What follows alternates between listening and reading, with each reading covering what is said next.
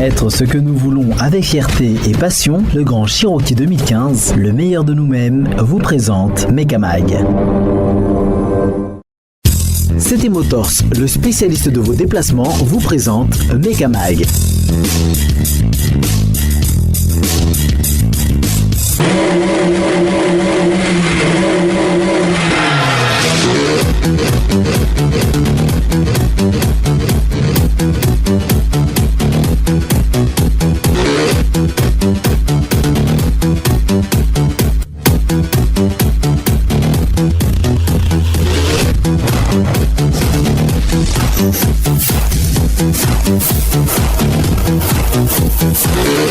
Hiatrika ny fifananana farany ho azy ireo amin'ity taom-pilalaovana ity ireo mpiangaly kartine ary hifanehitra amin'ireo sangany avy any ivelany. Ny trophée international de Madagascar izany andiany fa 5 izay atao amin'ny farany herinandro izao marina fa tsy tafiditra ao anaty championnat intsony ity fifananana ity satria efa bouclé tamidingana fa efatra farany teo ny championnat izay akarany rapa eo amin'ny lapiazo ambony indrindra. Ny trophée international de Madagascar toy ny efa mahazatra dia atao eny amin'ny circuit total la kartine imetsy atosika ihany raha lasantsika malagasy ny amboara tamin'ny taona lasa izay noromban'ny circuit de l'enclos nisy Andry Girardet teo aloha dia anao revanche ireto ekipan'ny circuit de l'enclos ireto amin'ity taona ity. Girardet izay lohalarana any Frantsa amin'ny kartina matianina izay efa nandrombaka ny amboarany trophée international de Madagascar hatramin'ny niforonan'ny fifananana. Tsy ambakan'izany anefa ny elitantsika malagasy satria efa nampiakatra ny nivoan'izy ireo ihany koa ary afaka misedra ireo enjana avy ala Frantsa ho an'ireo junior dia afaka mifanenana izy ireo amin'ity trophée ity fa tsy miaraka kosa amin'ireo lehibe fa manana ny manche ho azy ireo manokana. Raha ny fandaharam-potoana dia ny sabotsy tolakandro no atao ny essai chrono amaritra izay poula hiatrika ny phase finale ny alahady, phase finale izay anomboka amin'ny 8 ora maraina. Hatreto dia 12 aloha ireo mpanamory lehibe no fantatra fa hifaninana amin'ity fifananana faran'ny kartina taom-pilalaovana 12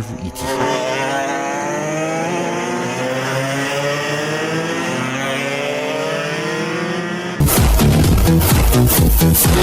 Volkswagen, la maison mère d'Audi, a reconnu à demi-mot avoir modifié le fonctionnement des boîtes Tiptronic à 8 rapports et S-Tronic à 7 vitesses de certains des modèles de sa division premium commercialisés aux États-Unis. Selon un document confidentiel Volkswagen relayé par un média allemand, lorsque l'auto est en test, elle change plus rapidement de vitesse de telle sorte que le niveau d'émission de CO2 diminue.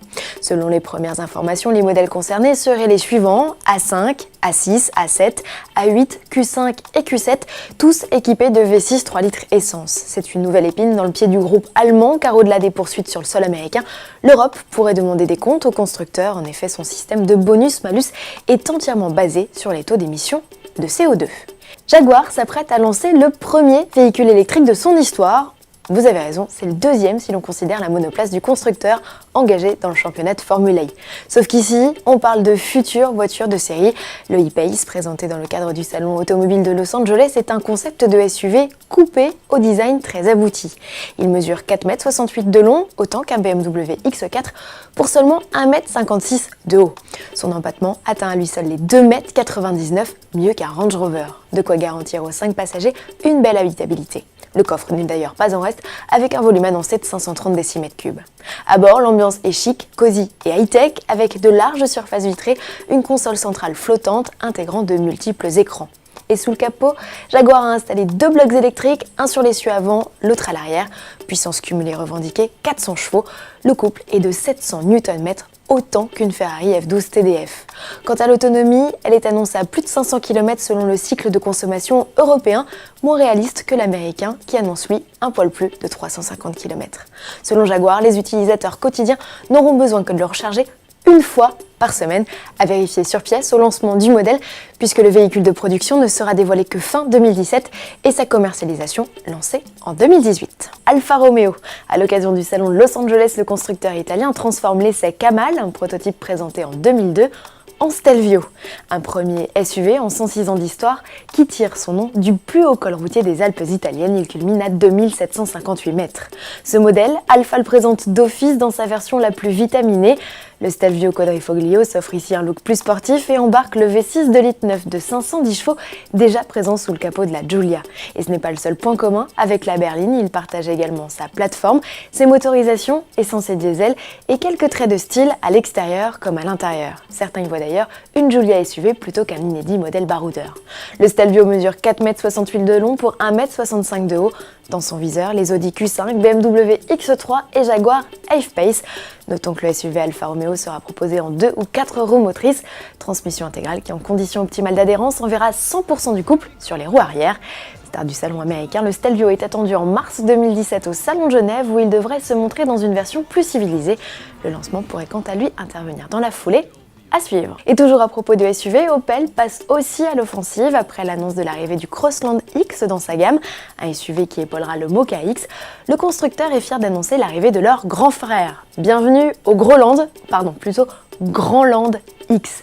Rival annoncé du Volkswagen Tiguan, il sera lancé à l'automne 2017 et doit faire le lien dans la gamme entre l'Astra et le Zafira. Le salon de Los Angeles n'est pas réservé co-SUV, on y trouve aussi des sportifs comme cette Aston Martin Vanquish S, une lettre qui offre au V12 atmosphérique des vitamines supplémentaires. Sa puissance grimpe de 573 à 600 chevaux, le couple est inchangé avec une valeur établie à 630 Nm. Le constructeur britannique n'a pas seulement revu les collecteurs d'admission, il a également retravaillé la boîte de vitesse à 8 rapports et la suspension. Au final, les performances s'améliorent sensiblement avec un 0 à 100 atteint en 3 secondes 5 contre 3 secondes 8 auparavant. Côté look, la Vanquish S la joue sobre avec quelques pièces en carbone sur les jupes, la calandre ou le diffuseur, agrémenté ici d'une double sortie d'échappement. Lancement du coupé en décembre et très prochainement du cabriolet. Et à propos de découvrables, Lamborghini a profité de l'événement américain pour annoncer l'arrivée de l'Huracan Spider RWD, en d'autres termes, stricte propulsion. Comme pour le coupé, la mécanique est moins puissante avec 580 chevaux et 540 Nm pour le V10 au lieu des 610 chevaux et 560 Nm de la version 4 roues motrices. Quant au 0 à 100 km/h, il lui réclame désormais 3 secondes 6, soit 2 dixièmes de plus. Mais le plaisir est ailleurs, l'Huracan 2 roues motrices se veut plus joueuse, de quoi réjouir les amateurs de glisse. Cerise sur le cheesecake, elle devrait être moins chère avec une mise de départ autour des 200 000 €. Ça reste élevé quand même. Autre nouveauté du salon, la 911 RSR, dédiée à la piste. Cette Porsche intégrera dès 2017 le championnat du monde d'endurance et participera aux 24 heures du Mans. La nouveauté, ce n'est pas uniquement cet énorme aileron inspiré du proto LMP1. Le flat 6 qui développe ici 510 chevaux a été déplacé légèrement vers l'avant pour une meilleure répartition des masses. La 911 RSR sera par ailleurs la première GT de course à recevoir un système d'alerte anti-collision pour éviter les erreurs de jugement des pilotes en présence de véhicules plus rapides sur la piste. Et puisque nous étions aux États-Unis, restons-y avec cette vidéo des coulisses du développement de la Chiron. Avant d'être commercialisée, la supercar de 1500 chevaux aura parcouru pas moins de 35 000 km en 4 semaines et demie sous un soleil de plomb. De Los Angeles à Denver, en passant par la Vallée de la Mort ou Monument Valley, les températures auront atteint lors des tests jusqu'à 51 degrés. Selon Bugatti, aucune autre sportive de ce calibre n'est passée par des essais routiers aussi extrême. Vous pensiez avoir tout vu des nouveautés du salon de l'automobile de Los Angeles? Eh bien non, il nous en reste encore sous le pied. Tenez, Hyundai par exemple a profité de l'événement américain pour présenter sa Ioniq. Cette berline, déjà proposée avec 3 motorisations alternatives, hybride et hybride rechargeable et électrique, existe aussi désormais en version autonome. Le prototype ici dévoilé utilise des systèmes d'aide à la conduite déjà connus, auxquels s'ajoute une triple caméra au niveau du pare-brise ainsi qu'un triple radar dit lidar dans le bouclier, pour ainsi comprendre, analyser la signalisation et détecter les obstacles aux piétons. Ces dispositifs mis au point par le constructeur comprennent également un logiciel de gestion et d'analyse des données perfectionné, des fonctionnalités affichées sur un nouvel écran tactile à poser sur le sommet de la planche de bord. Si Hyundai n'a pas évoqué de date de commercialisation, on sait qu'un deuxième prototype déboulera en janvier et sillonnera les rues de Las Vegas lors du CES, le plus gros salon dédié à l'électronique. De son côté, Volkswagen a profité de l'événement américain pour présenter la Golf 7 restylée, mais pas n'importe quel modèle, la version électrique, histoire de se refaire une virginité dans un contexte toujours difficile pour le constructeur. Quoi qu'il en soit, cette déclinaison ne profite pas seulement de nouveautés stylistiques ou d'équipements high-tech, elle s'offre surtout une nouvelle fiche technique. Le bloc passe de 115 à 136 chevaux et le couple grimpe de 270 à 290 Nm. Les performances s'améliorent avec 8 dixièmes de gagné sur l'exercice du 0 à 100. L'autonomie, quant à elle, est presque doublée. Avec l'augmentation de la capacité des batteries lithium-ion, la e-Golf serait désormais théoriquement capable de parcourir 300 km sans passer par la case recharge. À vérifier à son lancement au printemps où elle devra se mesurer à une concurrence plus affûtée et notamment l'Opel Ampera i, nouvelle venue qui revendique 500 km d'autonomie. L'électrique, c'est l'un des axes forts de développement de Volkswagen, groupe qui a annoncé le 18 novembre 2016 la suppression d'environ 30 000 emplois dans le monde. Les licenciements secs seront exclus, explique le constructeur qui veut réduire ses effectifs d'une manière socialement respectable. Et cela passera notamment par ses équipes en sport automobile. Une page s'est tournée le 20 novembre dernier. Le constructeur a en effet fait ses adieux au championnat du monde des rallyes en Australie. Une histoire qui se termine toutefois en beauté avec le doublé d'Andreas Mikkelsen et de Sébastien Ogier. L'Apollo Air WRC rentre pour sa part au garage après avoir parcouru près de 49 000 km depuis son arrivée dans le championnat le 16 janvier 2013. Thierry Neuville termine 3e du rallye d'Australie et s'offre ainsi avec Hyundai le titre de vice-champion du monde de WRC. La saison 2017 verra le retour de Toyota et Citroën, équipe tricolore qui lorgne sur le quadruple champion du monde français, tout comme Ford M-Sport d'ailleurs. Affaire à suivre, prochain rallye à Monte-Carlo le 18 janvier. De son côté, Audi s'est retiré du championnat du monde d'endurance au terme des 6 heures de Bahreïn, histoire qu'il conclue avec un doublé. Lui aussi, l'équipage Duvaldi Grassi Jarvis s'impose. C'est la 107e victoire du constructeur en endurance. Derrière eux, le trio Tréluyer, Fassler, Lotterer. Mark Webber, qui a mis un point final à sa carrière en endurance à l'issue de cette course, se classe 3e avec ses équipiers Brendan Hartley et Timo Bernhardt. Enfin, malgré leur 6e place, le trio Dumas, Lieb, Jani sur la Porsche numéro 2 s'assure du titre pilote. Une course qui aura été riche en émotions et marquée par le beau geste de Toyota envers son éternel rival avec cette image apposée sur tous ses proto-hybrides. Une technologie que la FIA a d'ailleurs au terme d'une réunion technique à Bahreïn choisi de maintenir en LMP1 jusqu'en 2019. 1360 chevaux, 1735 kg, 1-0 à 100 km/h expédié en 2 secondes 7 et une vitesse maxi de 313 km/h. Vous vous demandez certainement à qui cette fiche technique peut bien appartenir. Réponse à l'EP9. Il s'agit d'une nouvelle supercar électrique avec structure carbone, lancée par la toute jeune marque NIO. Derrière cette entité se cache la start-up chinoise NextEV qui officie en Formula I. D'ailleurs, comme les monoplaces électriques du championnat du monde, l'EP9 soigne particulièrement son design et surtout son aérodynamique. Et comme elle n'hésite pas à prendre la piste. L'EP9 impressionne déjà d'ailleurs, elle vient de claquer sur l'exigeante boucle nord du Nürburgring, un chrono de 7 minutes 0,5 secondes et 12 centièmes. C'est la nouvelle référence pour une voiture électrique. Le P9 rentre même carrément dans le top 5 des sportifs de série les plus rapides sur ce tracé. L'ancien record pour un véhicule électrique était détenu par une barquette Toyota en 7 minutes 22. Loin d'être rassasiée, la sportive chinoise zéro émission a enfoncé le clou quelques semaines plus tard en signant sur le circuit du Castellet, cette fois dans le sud de la France, un temps canon de 1 minute 52 secondes et 78 centièmes. C'est presque 1 minute de mieux que le précédent record pour un véhicule électrique sur cette piste. Une supercar que NIO compte produire en petite série, on parle de 1000 exemplaires facturés autour d'1 million d'euros l'unité. Dans son viseur, l'hallucinante Concept One du croate Rimac. Alors à quand la confrontation sur piste? On a hâte.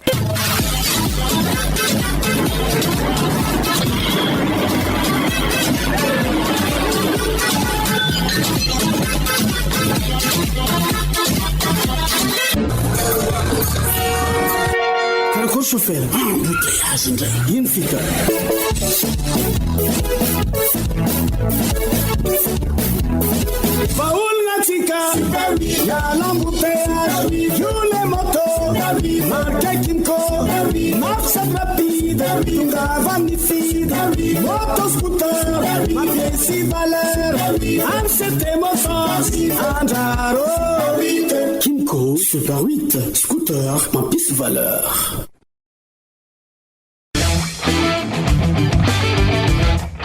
Ni batterie Large Star. Batterie timila entretien. Misy alliage plomb calcium ahafahana mametra ny fampiasana rano ho vity. Large Star manana fitehirizana sy rafi-pamokarana avo lenta ka kely foana ny herilany ary maharitra hatramin'ny avo 10 eny ny batterie Large Star. Kalitao iraisam-pireneny amin'ny vidiny tena mirary. Large Star.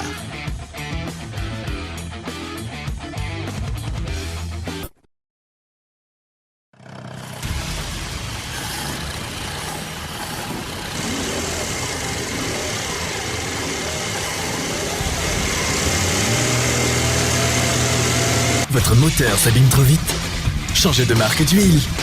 Boss Lubricant, fabriqué à base d'un composé de dernière technologie sans cesse amélioré, qui protège votre moteur en l'aidant à résister efficacement à la pression et au frottement. Boss Lubricant, pour un moteur toujours plus résistant.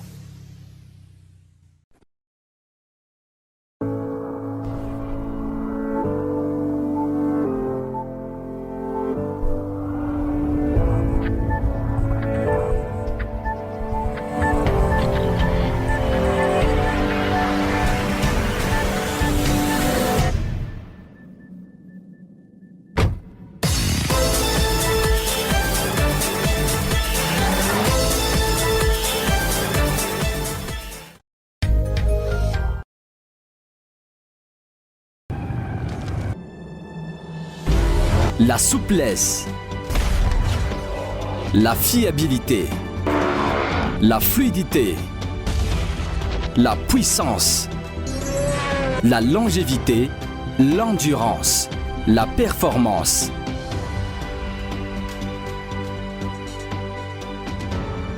Et pour une bonne assurance, choisissez sans équivoque la qualité de l'huile moteur Eurowheel. Disponible chez vos revendeurs habituels. Eurowheel, toujours sur un pas d'avance.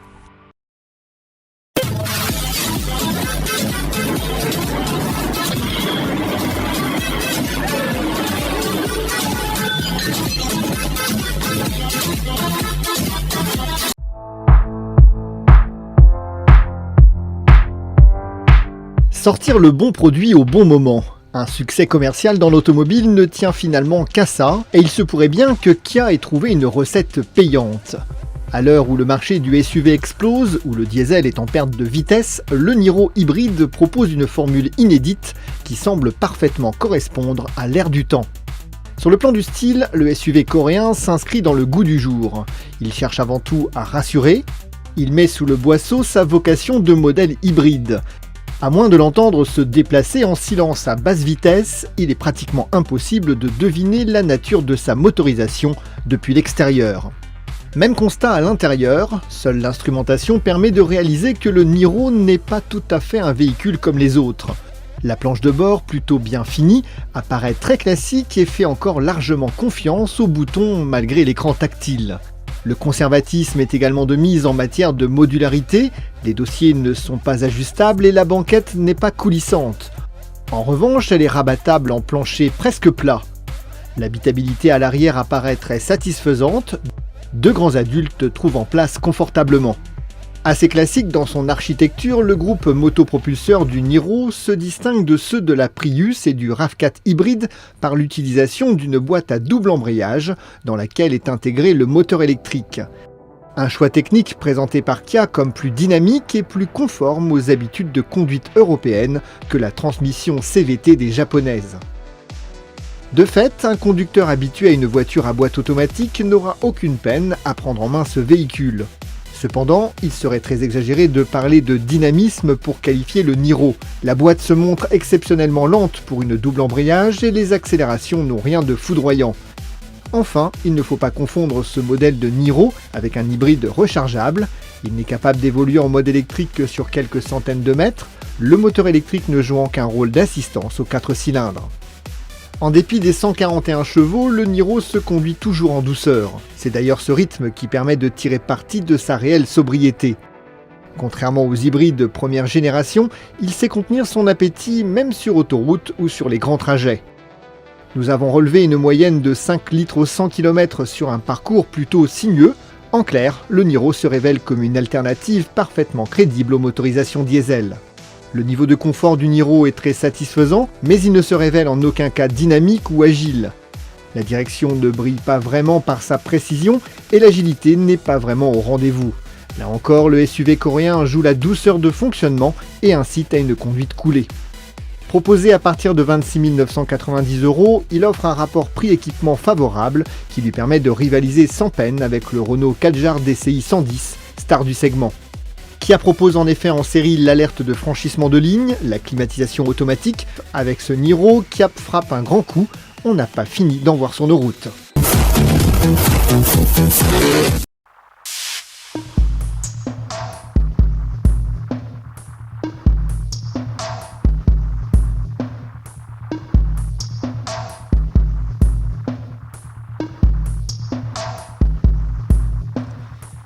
Leader incontesté des ventes de SSV sportifs à travers le monde, le géant américain Polaris ne pouvait laisser son ennemi juré lui voler la vedette trop longtemps.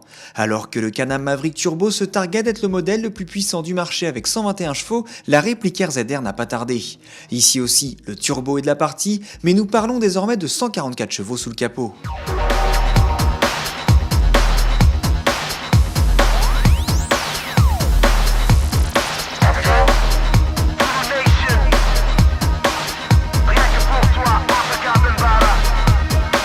cavalerie bienvenue dans les grands déserts américains, mais pas forcément adaptés dans nos contrées. Loin du sable fin et des chaleurs arides, nous sommes partis tester le monstre dans la boue et le froid de Corrèze. Une autre ambiance pour un essai dans les conditions d'utilisation que rencontreront souvent les clients français. Gaver un RZR de puissance est une chose, pouvoir la restituer pleinement en est une autre. Pour ce faire, les techniciens ont travaillé d'arrache-pied sur le moteur à proprement parler, ses périphériques et le châssis. Le bicylindre a donc été développé pour des performances extrêmes grâce à l'utilisation de pistons forgés, d'un nouveau vilebrequin forgé calé à 270 degrés, de bielles haute résistance, d'un cylindre de pont fermé, de soupapes d'échappement spécifiques et d'un nouveau système de lubrification d'huile. Pour exploiter toute cette puissance et la délivrer au sol, ce Polaris est muni d'un nouvel arbre de transmission plus solide, d'un nouveau variateur haute performance, d'une nouvelle courroie d'entraînement et d'une nouvelle transmission renforcée dotée d'engrenages inversés. Niveau équipement, le RZR XP Turbo EPS est doté de suspension Fox Podium avec système bypass, d'une barre stabilisatrice avant et arrière, de pneus Maxxis Bigorne, de jantes alu de 14 pouces, de nouveaux étriers à triple piston à l'avant et double à l'arrière, de 4 disques de 248 mm et d'une direction assistée. Un peu large dans les passages sinueux, le SSV le plus puissant du marché se débrouille pourtant comme un chef au milieu des arbres. La souplesse du moteur participe grandement à cette impression de facilité. La poussée est impressionnante et la montée en régime semble infinie. Rempli sur toutes les plages d'utilisation, le bicylindre de 925 cm3 n'en finit plus de pousser, tandis que le châssis encaisse le tout sans jamais broncher. Du très grand art pour un véhicule qui demande un bon coup de volant et un terrain adapté pour délivrer sa substantifique moelle.